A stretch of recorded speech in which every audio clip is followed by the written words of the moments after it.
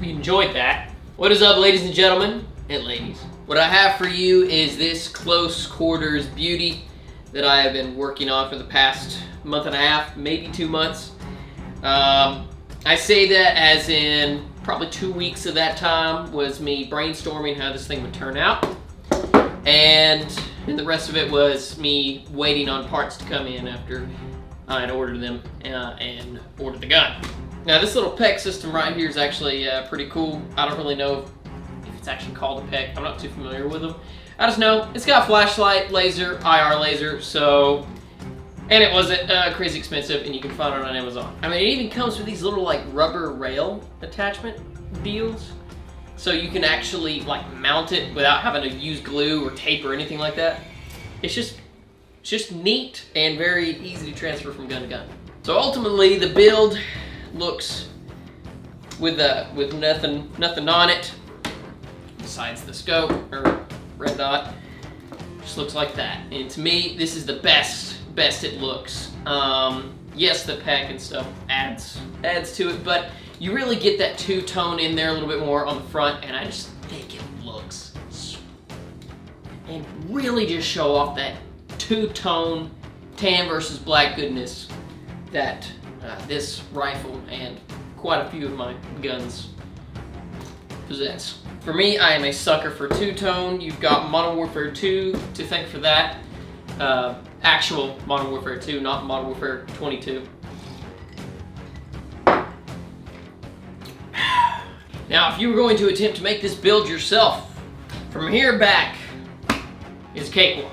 This being the hardest part, doing the ropes. Not only just because you're just having to wrap it and keep it tight, but because while you're pulling it through and continue to wrapping, it's also wrapping from the other end, and you have to unwrap that to continue wrapping from this way downwards. It's from the handguards forward that this build becomes a problem, and I would recommend that if you're gonna do it, you got some tools, you know how to use a Dremel, and you know how to stabilize your hands using a Dremel. That is gonna be very important. And that you're prepared to take a couple of risks in doing this. So we'll start off, we gotta remove our silencer. Let's see, hold on, yeah, wait, no, it's this way. Righty-tighty, lefty-loosey, it's righty-loosey, lefty-tighty type deal. Now that that's off, this is the more tedious part, because this handguard will relatively fit right off the bat, but it won't stay on. This forward part will want to fall forward. As you can see, it's already a little bit shaky. The silencer helps to hold it down. It's probably going to be very hard to see, because even my rails are covering up, which I actually didn't intend to cover up. What I've done to make this happen, I don't know if you can see that little bit of silver right there. That little bit of silver, which is one of these. When you tighten it, whatever it's wrapping around tightens up, has this track and everything. This specifically is a 3/4 inch to 1 3/4 inch, or 19 to 44 millimeter. Honestly, a little big. The band width is fine. The track, it's just the screw head itself is kind of bigger than what I was hoping for. But that's what makes taking this apart a bit meticulous, because essentially you got to work around this handguard, upper handguard, and loosen it, which, because of how I have it installed, you actually got to twist it to the right to loosen it. Really didn't want to let go. I don't know what the deal on that is, but you know, when making your own stuff, that's kind of the deal. I don't think I got anything else in the way, but there we go. And there it is.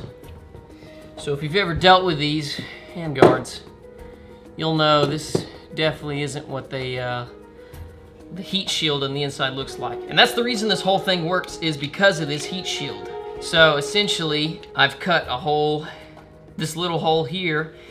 I know it's not the neatest. It could definitely use some squaring off here at the top.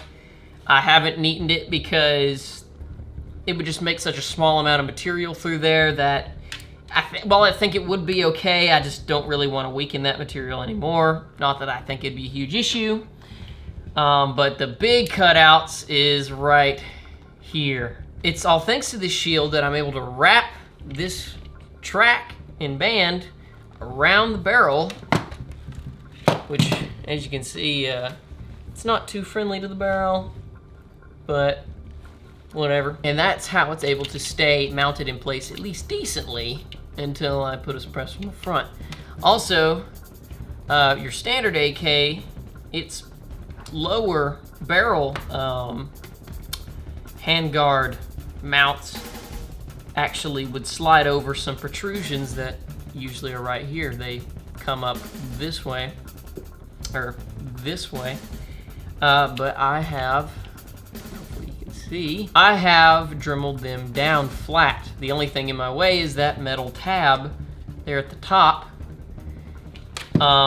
which also is kind of why I'm taking this apart, because I gotta cut that tab. Now to get this out, it's actually not that complicated. So the way it works is you'll notice these little cutouts.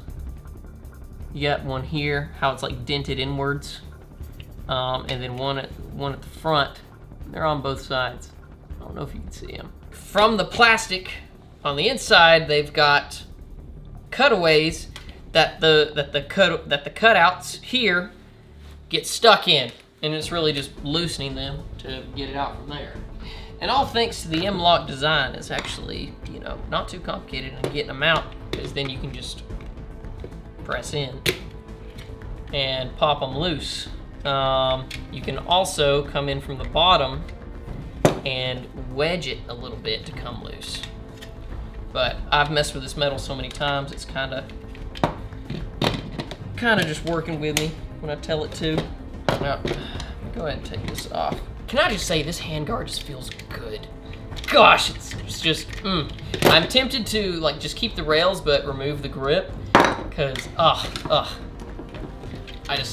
love handling this thing. It just feels good on the gun. Yeah, if they don't pop off, that's when I like to go in from the bottom. There we go, unwedge them. Then,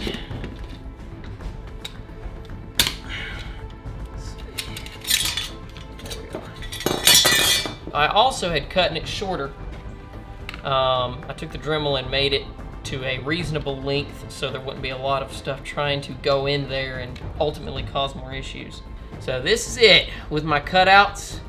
On my left-hand side where the main screw is going to be, right here, that's the deepest cut I made. It's on this side all the way down to the bottom plate. On the right-hand side, I only came down yay far. And as far as length from here to here, let me see. Yeah, 2 inches and a quarter. So from the cutout, I came down 2 inches and a quarter. And then as far as width, so it's 10/16. What is that? Let me math that real quick. This cutout width is 5/8, I believe. I think that's correct. I'm not the greatest with the standard system. Really any system. And then this, I could give you the measurement on that, but technically it's not completely correct. The top part's correct. Bottom part could come up a little ways, but that little notch right there is just for your sling mount that is on your sight block. Now we gotta take the top part off. So the teeth of my pins here are on this side. So I'm going to punch them out from that side. Booyah. They probably won't come out that easy. I'd recommend some sort of rubberized mallet hammer, something like that. But this is it, and this is the half tube I'm talking about. It's not a full tube. I don't know why they do that. Technically, it makes more room for your battery, but still, I just think a whole tube would just be better. Now, because of how the Krink works, it makes fitting a little bit more difficult than just trimming back. So essentially, this goes to a real AK. This could have went to a real AK, but was not, like, this is name brand, this isn't. and it's got TDI, LHV47 right here. They're the ones who make these, or at least made these. Do not order them from TDI. If you get the tan ones. If you want black, yeah, they got black all day. Do not order tan, because they will send you black 4 times. In a period of a year, they will send you black. Do not order from TDI if you're trying to get these tan ones. Go to gunbroker.com. They will save you that hassle. The main thing with standard size handguards compared to the Krink is while the front, now on a real steel, not so much. If you're getting Airsoft rated parts, the front, which is right here, will fit. It's the rear that's the main issue. Now, if you get real steel, you may have to trim up the front too, but the rear is the big problem. Because as you can see, this loop is a bit bigger than this metal mounting part here.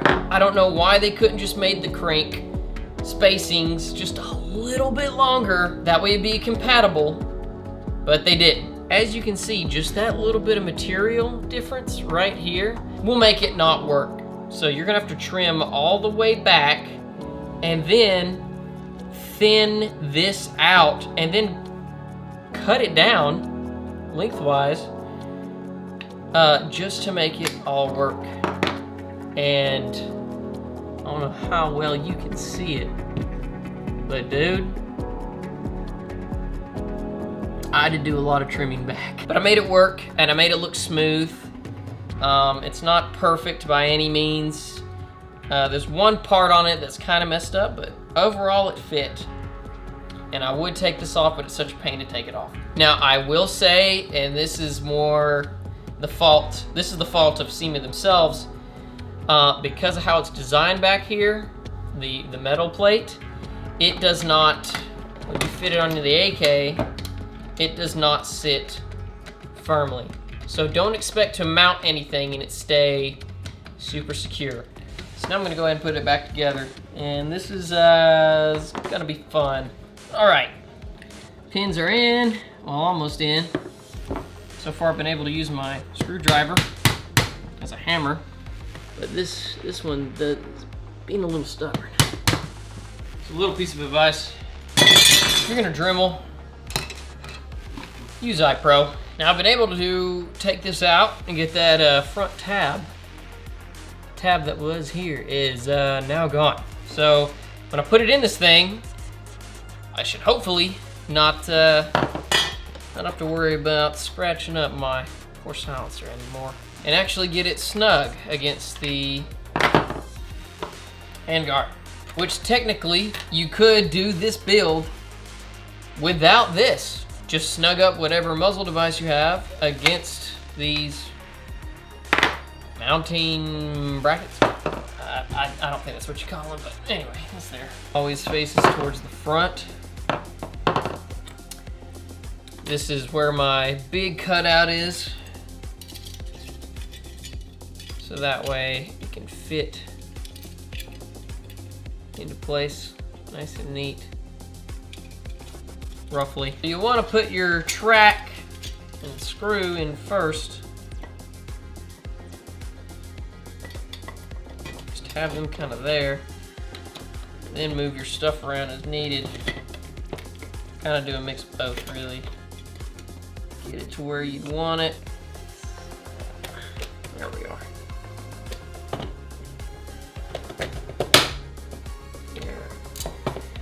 Catches, grab hold of it again, snaps in place. Everything's looking great. Luckily, because of all my jigging and bending with this thing, it's pretty much, it listens to what I tell it to do, sort of. Also, because of this design, the handguard always has to come off if you want to take off sight block, upper handguard. This is always going to be first. Let's get that around the barrel. Try not to scratch it up too much. There we are. And I think while we're loose, I'll go ahead and try to bend us into place. And this is the tough part, really, is getting this springy track to just bend into place. This is awkward, but maybe it'll work.